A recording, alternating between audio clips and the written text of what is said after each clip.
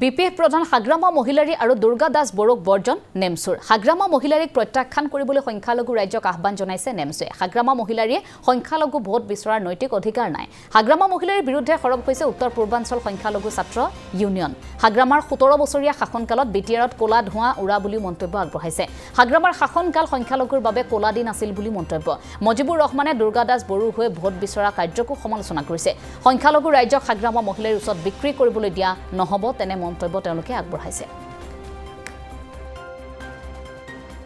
নেসাক আমি দেখিবলৈ পাইছো যে দলগাঁৱৰ বিধায়ক মজিবুৰ ৰহমান ডাঙৰীয়াই হাগ্ৰামা মহিলা আৰু কি নাম চিনি নাপাও মানুহজন দুৰ্গা দাস বড়ো যিজন এমপি খেলি আছে নাম গুন্ধ নাই এওক দলগাঁও সমষ্টিৰ অলিয়ে গলিয়ে চৰ অঞ্চলত ঘূৰাই আছে গতিকে মজিবুৰ ৰহমানৰ কোনো অধিকাৰ নাই যে সংখ্যালঘুৰ ভোট দুৰ্গা দাস বড়োলৈ ৰূপান্তৰিত কৰা আপোনালোকে জানে যে ধলপুৰত উচ্ছেদ হৈছিলে দলগাঁৱৰ বিভিন্ন ঠাইত উচ্ছেদ হৈছিলে সেই উচ্ছেদ জানো মজিবুৰ ৰহমানে ৰখাব পাৰিছিলে ৰখাব পৰা নাই সংখ্যালঘুৰ নিৰাপত্তা মজিবুৰ ৰহমানে দিব পৰা নাই নহয় মজিবুৰ ৰহমান ব্যৰ্থ হৈছে গতিকে মজিবুৰ ৰহমানে কুকৰাঝাৰৰ পৰা হাগ্ৰামাক আনি বিটিচিৰ পৰা হাগ্ৰামাক আনি দুৰ্গা দাস বড়ো নামৰ এজন অচিনাকি মানুহক আনি এই সংখ্যালঘু অঞ্চলত তেওঁলোকে ভোটবিলাক বিভাজন ভোটবিলাক পৰিৱৰ্তন কৰাটো তেওঁলোকৰ কোনো ধৰণৰ অধিকাৰ নাই এই দৰং উদালগুৰি যি সমষ্টি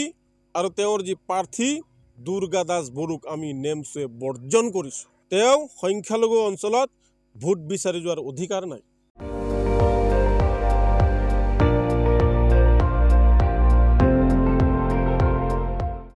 আপুনি চাই আছে ND24 সৰ্বশ্ৰেষ্ঠ নহয় সৰ্বোত্তমৰ দৌৰ